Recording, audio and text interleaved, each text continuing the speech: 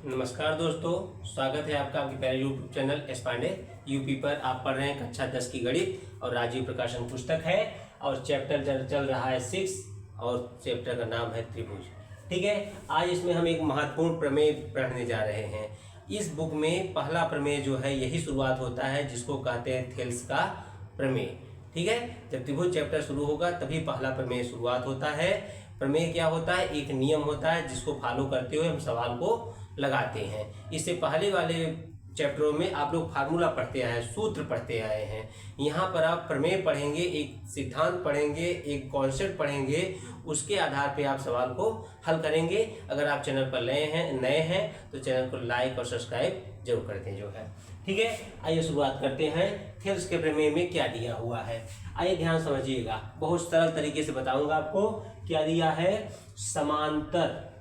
ठीक है, यदि किसी त्रिभुज की एक भुजा के समांतर, ये देख कर रहा है, यदि किसी त्रिभुज की एक भुजा के समांतर, समझ आ गया? ठीक है, समांतर अन्य दो भुजाओं को भिन्न भिन्न बिंदुओं पर प्रतिच्छेद करने के लिए, अन्य दो भुजाओं को भिन्न भिन्न बिंदुओं पर प्रतिच्छेद करने के लिए एक रेखा खींची जाए, एक रेखा खींची जाए तो ये अन्य दो भुजाएं एक ही अनुपात में विभाजित हो जाती हैं। तो ये जो अन्य दो भुजाएं हैं ना, वो एक ही अनुपात में, जो इसका अनुपात रहेगा वही इसका अनुपात रहेगा।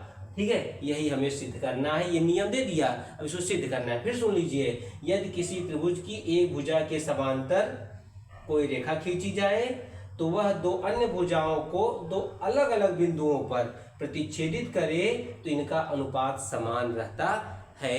यही समान मतलब थेल्स का प्रमेय कहता है। अब आइए, अब शुरुआत करते हैं इसको हल करने के लिए। क्या करेंगे? हम लिखेंगे कि इसमें दिया क्या गया है। दिया क्या गया है कि त्रिभुज एसी में बीसी के समांतर डी है और भुजाओं AB व AC को क्रमशः D व E पर प्रतिच्छेद करती है। BC के समांतर DE है, DE जो है AB और AC को D और E बिंदु पर प्रतिच्छेदित करती है। ये दिया हुआ है, तो सिद्ध क्या करना है? सिद्ध करना है कि इनका अनुपात समान है। ये लिख दिया। सिद्ध करना है जितना इसका इतना बटे इतना बराबर इतने बटे इतना। ठीक है, फिर और क्या करेंगे? फिर रचना करेंगे, अपने से कुछ क्रिएशन करेंगे। क्या क्रिएशन करेंगे? ये जो लाइनें आप देख रहे हैं डॉट में, ये अपने से किया गया है सवाल को हल करने के लिए। क्या किया गया कि यहाँ पर जो ई है ना, यहाँ से AD पर एक लंब खींच दिया गया और ई को जो है यहाँ से मिला दीजिए और डी को यहाँ से मिला दीजिए। मिल गया। अब जो है इसका फायदा क्या होगा वो सुन लीजिए ध्यान से। पहले आपको मालूम है समकोण त्रिभुज का या कोई भी त्रिभुज हो उसका क्षेत्रफल क्या होता है? 1/2 आधार गुणे ऊंचाई। तो जब हम इस त्रिभुज का क्षेत्रफल निकालेंगे तो लिख देंगे 1/2 आधार गुणे ऊंचाई। फिर जो है यहाँ देखिए, ये हो गया। अब यहाँ देखिए, ये त्रिभुज है, इसमें क्या लिख देंगे? 1/2 आधार गुणे ऊंचाई। ऊंचाई कहीं भी हो सकती है, अंदर भी हो सकती है, बाहर भी हो सकती है। उस भुजा को आगे बढ़ाने पर ऊंचाई यही हो गया। समझ आ गया? ठीक है। और जब इधर से लेके यही त्रिभुज है तो यहाँ पर जो है ये आधार 1/2 आधार और ऊंचाई जो है लिया नहीं गया हो, लेकिन ऐसे जैसे इधर से आया है ऐसे ही हो सकता है। फिर इधर आ जाएंगे 1/2 आधार गुणे ऊंचाई। आधार ये हो गया, ऊंचाई यहीं कहीं है, दिखाया नहीं गया है क्योंकि बहुत सारी लाइनें खिंच जाएंगी। ठीक है, तो इस तरह से इधर और उधर का निकाला जाएगा। आइए शुरुआत करते हैं। जब इसको हल करते हैं तो उसको कहते हैं उपपत्ति। क्या कहते हैं? उपपत्ति। क्या कहते हैं? उपपत्ति कहा जाता है।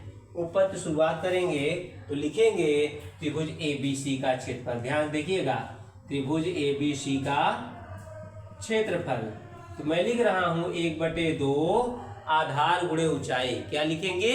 1/2 आधार AD और ऊंचाई EH। 1/2 आधार AD और ऊंचाई EH। ठीक है, 1/2 आधार गुणे ऊंचाई।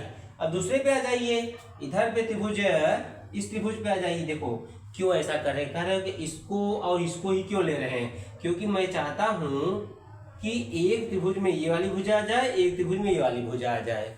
इसलिए यहां से यहां तक, यहां से यहां तक ले रहे हैं, क्योंकि अनुपात क्षमा करिएगा, क्योंकि अनुपात तो इनका इनका ही निकालना है ना, इसलिए इन दोनों भुजाओं को लेना जरूरी है। इसलिए इससे सटा हुआ त्रिभुज, इससे सटा हुआ त्रिभुज ले रहे हैं। बहुत ध्यान समझिएगा, है बहुत सरल, लेकिन याद रखेंगे तभी हो पाएगा।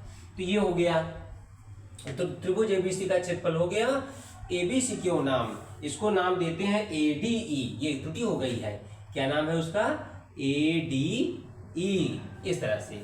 अब आइए त्रिभुज बीडीई का क्षेत्रफल, त्रिभुज बीडीई का क्षेत्रफल बराबर 1/2, आधार यही रहेगा और ऊंचाई जो है यही कॉमन, इसके लिए भी यही रहेगी, और इसी भुजा को बढ़ाकर आगे बना है, इसलिए यही ऊंचाई इसकी भी रहेगी। ये हो गया ये बी डी गुणे ई एच। ठीक है, जब इनका अनुपात आप निकालेंगे, क्षेत्रफल आप लिखोगे त्रिभुज ए डी ई, और फिर लिखोगे क्षेत्रफल त्रिभुज बी डी ई, तो क्या आएगा, तो आपका आ जाएगा 1/2 गुणे ए डी गुणे ई एच, और यहाँ हो जाएगा 1/2 बी डी गुणे ई एच। तो क्या क्या मैच किया, ये आधार मतलब लंब मिल गया, 1/2 मिल गया, बराबर आ गया ए डी बटे में बी डी, ये इक्वेशन 1 हो गया। यही कॉपी हो जाएगा यहाँ पे, यही यहाँ हो जाएगा, इक्वेशन 1 हो गया, हो गया। अब क्या करें, इधर का अनुपात आ गया ना, इधर का अनुपात आ गया, ए डी और बी डी माने इस भुजा का अनुपात क्या आ गया, क्षेत्रफलों के अनुपात के बराबर। आप लिखना चाहो तो फिर लिख सकते हो, क्षेत्रफल त्रिभुज ए डी ई और क्षेत्रफल त्रिभुज बी डी ई हो गया ना, हो गया। अच्छा, अब दूसरी तरफ चलिए, इसी प्रकार अब देखो यहाँ पर क्यों नहीं लंब बनाया गया, यहाँ से इस पे क्यों नहीं लंब डाला गया।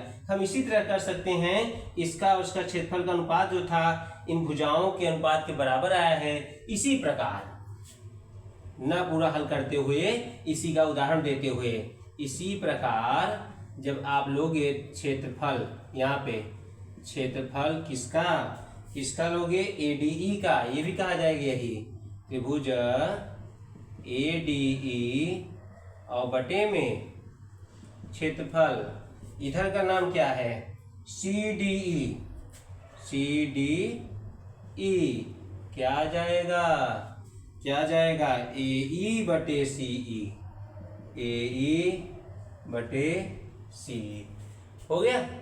अब देखो क्या कहेंगे, देखो आप एक नियम जानते होगे, नहीं जानते तो अब जान लीजिए।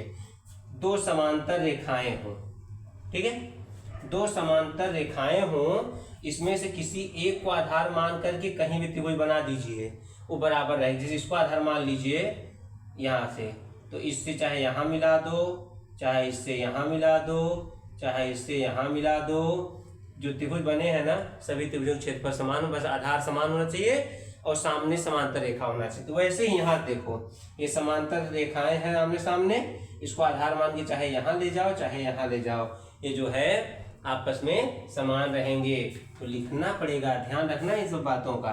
क्या लिखोगे, चूंकि त्रिभुज ये वाला और ये वाला, त्रिभुज बी डी ई व त्रिभुज सी डी ई दो समांतर रेखाओं के बीच बने त्रिभुज हैं, त्रिभुज हैं, अतः परस्पर बराबर होंगे, समान होंगे। क्या होंगे, बराबर। बहुत इंपॉर्टेंट प्रमेय है, ये जान लीजिए त्रिभुज का। त्रिभुज चैप्टर इसी सॉल्व होना है। पहली चीज परिभाषा में, दूसरी चीज इस पे, ठीक है, परस्पर बराबर होंगे, ठीक है, बराबर होंगे। तो आ जाइए, ये दोनों बराबर हो गया, तो यहाँ पर भी यही कर लीजिए। अतः क्या लिख दीजिए आप लिख दीजिए कि क्षेत्रफल त्रिभुज ए डी ई जो लिखे हैं, ए डी ई बटे में क्षेत्रफल, यही बदला अदला बदली हो गया, ये दोनों समान ही हो गए, तो वही नाम लिख दीजिए, इसका भी वही नाम लिख दीजिए, त्रिभुज B D E equal to AE/C समीकरण हो गया 2। ध्यान रखना है कि बात को बहुत सरल है, बस थोड़ा सा आपको सावधानी सुनना पड़ेगा।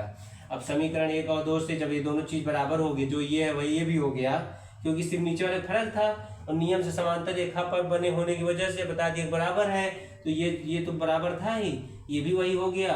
जब दोनों सेम टू सेम हो गया तो ये भी सेम टू सेम हो गया। लिखोगे समीकरण 1 व 2 से क्या हो गया AD बटे में BD बराबर AE बटे में CE। इट प्रूव्ड, यह सत्यापित हो गया। ठीक है, देखो इसके अलावा भी क्या करना होता है, और भी क्या हो सकता है। अगर कह दे कि एक जोड़ दो, इसमें एक अगर जोड़ दिया जाए दोनों तरफ, तब क्या होता है AD बटे BD + 1। इसके आगे का सूत्र तरीका यहीं तक था, लेकिन सवाल लगाने के लिए जरूरत पड़ती है, इसलिए मैं कर दे रहा हूँ। ये हो गया 1 दोनों तक जुड़ गया, तो देखो क्या हो गया AD + BD चला गया वहाँ, और नीचे BD है, और यहाँ पर AE + CE हो गया, और बटे में CE है। अब क्या दिखेगा AD और BD मिलकर फुल साइड हो गया। क्या हो गया फुल साइड, पूरी साइड बन गई। यहाँ देखना पूरी साइड AD और BD मिल करके वो बन गया AC नहीं, बन गया AB, और नीचे अभी BD है ही। इसी तरह से इधर पूरा AC हो गया, AC/CE। इसी उलट दो अगर, अथवा उलट दो तो BD/AB हो जाएगा पूरी साइड। नीचे की छोटी साइड छोटा भाग वो फुल साइड, नीचे का छोटा भाग वो फुल साइड। तो CE/AC। लेकिन कहोगे नहीं हमको नीचे वाला नहीं ऊपर वाला चाहिए, तब क्या करोगे, इसको यहाँ से उलटना रहेगा, इसको यहीं से उल्टेंगे, जैसे वहां पर जाकर पलटे ना, इसको यहीं से पलट देंगे, AD नीचे हो जाएगा। तब क्या हो जाएगा AD नीचे हो जाएगा। तो बाद में जब जोड़ने पर 1 ऊपर फुल साइड हो जाएगी, नीचे AD और AE बचा रहेगा। ठीक है ना, इसी प्रकार उसको भी लिख देते हैं। आप बुक से थोड़ा उठाएंगे तो आपको ध्यान में हो जाएगा। इसी प्रकार अगर बड़ी साइड ऊपर वाली साइड लेना है तो लिख सकते हो उसमें AD बटे में AB बराबर ऊपर से AE बटे में AC। ये जरूरत पड़ता है, इसकी जरूरत पड़ती है, और जो आपने सिद्ध किया है उसकी जरूरत पड़ती है। फिर ध्यान दो क्या है, कह रहा है किसी त्रिभुज की एक भुजा के समांतर कोई रेखा खींची जाए और वह अन्य दो भुजाओं को दो अलग अलग बिंदुओं पर काटे, तो उनका जो अनुपात होता है, भुजाओं का अनुपात जो होता है वो बराबर होता है। तो हमने कहा दिया कि ठीक है, इसके समांतर BC के समांतर D खींचा गया है, और AB AC को क्रमशः D और E पर काटती है, प्रतिच्छेदित करती, बता दिया। फिर सिद्ध क्या करना था, जो कह रहा था लास्ट लाइन में कि समान अनुपात रहता है, मैंने कहा चलो लो समान अनुपात है, सिद्ध करना है, लिख लेता हूँ। फिर कैसे हल करेंगे, तो कह दिया कि यहाँ से लंब खींच लो और ये कट को इधर मिला लो। मिल गया, नाम रख कर कि भाई बताएंगे कि हाँ कैसे किया, इसलिए फिगर पहले बनाना चाहिए, लिखना बाद में चाहिए, हो गया ना। फिर हमने कहा जब इसका अनुपात चाहिए तो कुछ ऐसा करो जिससे ये भुजा आ जाए और ये भी भुजा आ जाए किसी फार्मूले में। तो यहाँ इसका क्षेत्रफल निकालने लगे 1/2 आधार गुणे ऊंचाई, ऐसे इसमें 1/2 आधार यही और ऊंचाई यही हो गया। दोनों को बटे में किया तो भुजा में अनुपात आ गया कि AD बटे में BD आ गया। यही तरीका अपनाते हुए इधर जब करेंगे नहीं, बस उदाहरण देते हुए, जैसे ऐसा हुआ वैसे इधर भी मान लेते हैं। तो उधर भी क्षेत्रफल हो गया AE बटे AC, किस त्रिभुज का, इस त्रिभुज का, मतलब ADE तक का, और फिर इस भुजा से यहाँ तक का। फिर कहा कि ये और ये बराबर ही है, कहा दो समांतर रेखाओं बीच में चाहे इधर से ये ले लो चाहे इधर से ये ले लो, आपस में बराबर ही है। तो जब बराबर ही है ले लिया गया तो फिर अदला बदली कर दी गई। यहाँ जो BDE और CDE था, कहा कि दोनों बराबर ही हैं, क्योंकि दोनों का बेस एक समांतर भुजा है, तो उसको बराबर दिखा दिया। तो जो ये दिखता था वही ये दिखने लगा, इसका बराबर वाला मान भी बराबर हो गया। ठीक है, और बाकी जब ये सिद्ध हो गया है कि ये अतिरिक्त चीज़ें हैं ऊपर में कही जाती हैं जिसका प्रयोग कैलकुलेशन में करते हैं, वो चीज़ भी हमने निकाल लिया है। ठीक है, आपको अच्छे समझ लीजिए, अच्छे स्क्रीनशॉट ले लीजिए। मैंने सवाल पहले से लिख रखा था जिससे कि आपको समय बचत हो और समझने में आसानी हो। इसका स्क्रीनशॉट लीजिए, बार बार साफ साफ लिख करके इसका प्रैक्टिस कर लीजिए। एक प्रमेय और है इसका उल्टा, उसको पढ़ करके तब अभ्यास की शुरुआत होगी। ठीक है, नोट करिए इसको।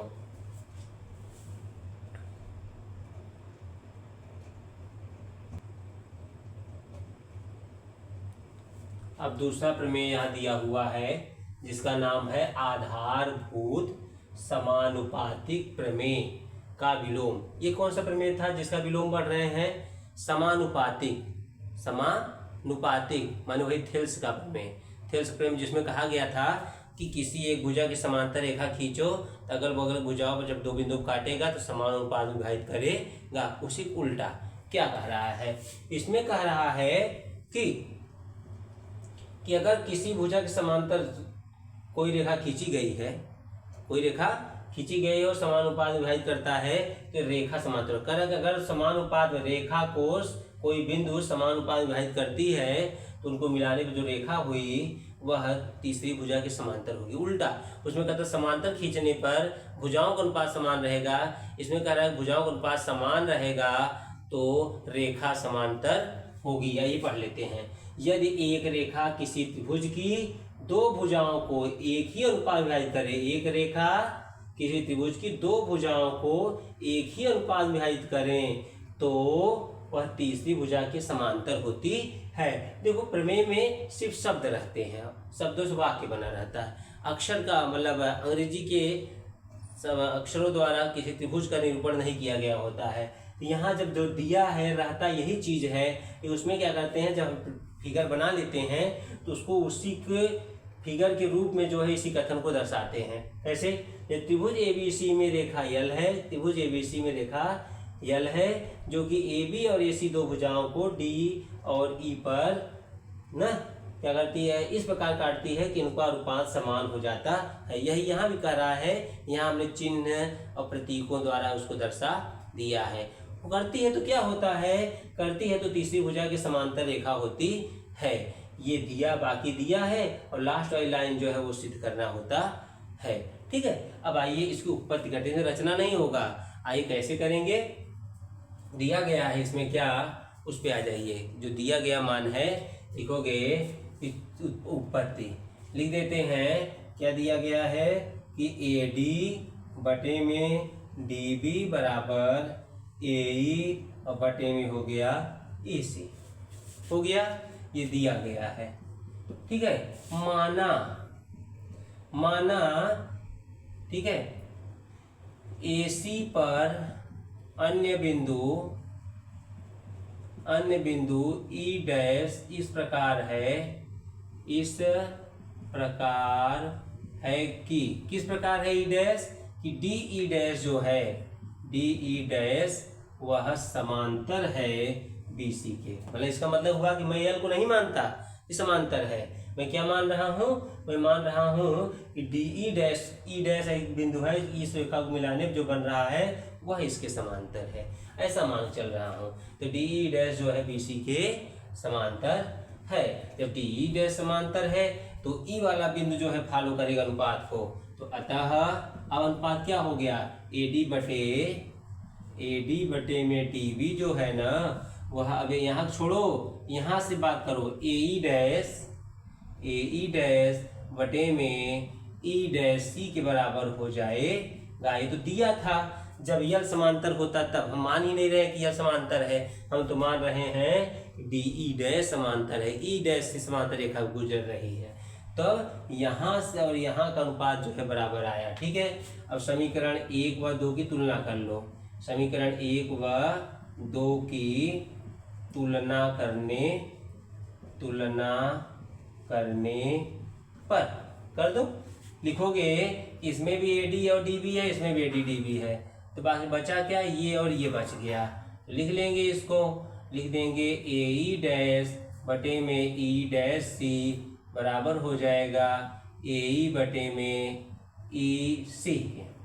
ठीक, क्या करें, दोनों तरफ अगर एक जोड़ दो तो जो टुकड़े टुकड़े में साइड दिख रहा है एक फुल साइड मिल जाएगी, क्योंकि एक ऊपर का एक नीचे का है। अगर एक ले जाकर जोड़ दो, इसका एक बार जाएगा, जुड़कर कंप्लीट साइड बन जाएगा। दोनों ओर दोनों पक्षों में एक जोड़ने पर एडिंग वन बोथ साइड। ठीक है, जैसे थेल्स में मैंने बताया था कि 1 ऐड करने पे क्या हुआ, एक फुल साइड तैयार हो जाती है।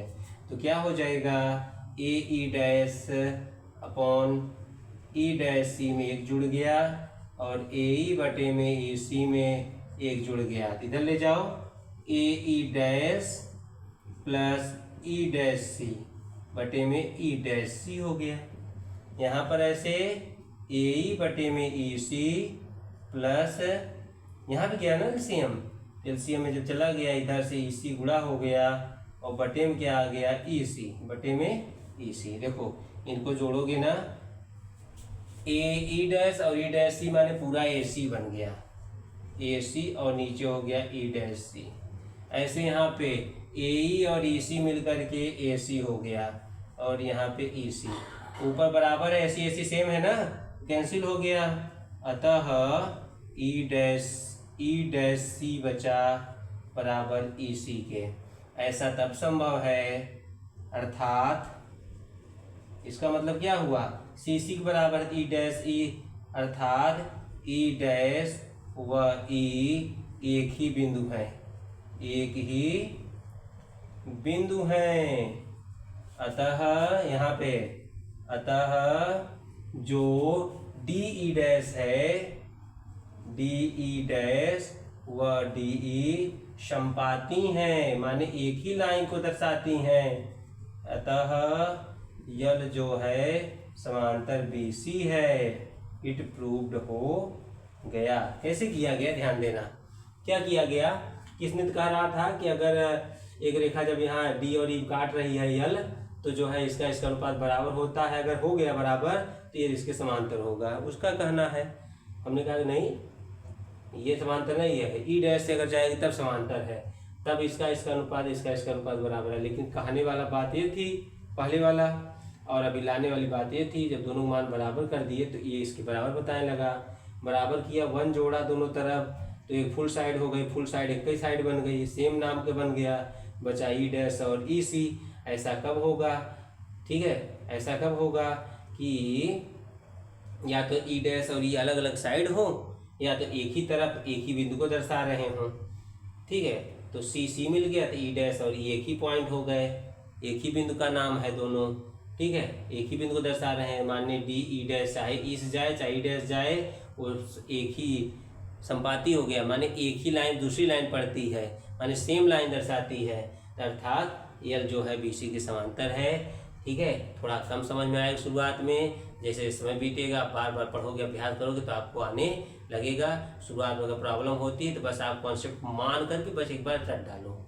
बाद में धीरे धीरे आपको जब कई सवाल लगाएंगे तो बातें दिमाग में बैठ जाएंगी, तो आपको समझना भी आ जाएगा हाँ कैसे क्या चीज़ें होती हैं। ठीक है, मिलेंगे अब अगले वीडियो में। तब तक के लिए धन्यवाद, और चैनल को अपने दोस्तों के साथ, अपने परिचितों के साथ शेयर करना और सब्सक्राइब करना न भूलें। धन्यवाद।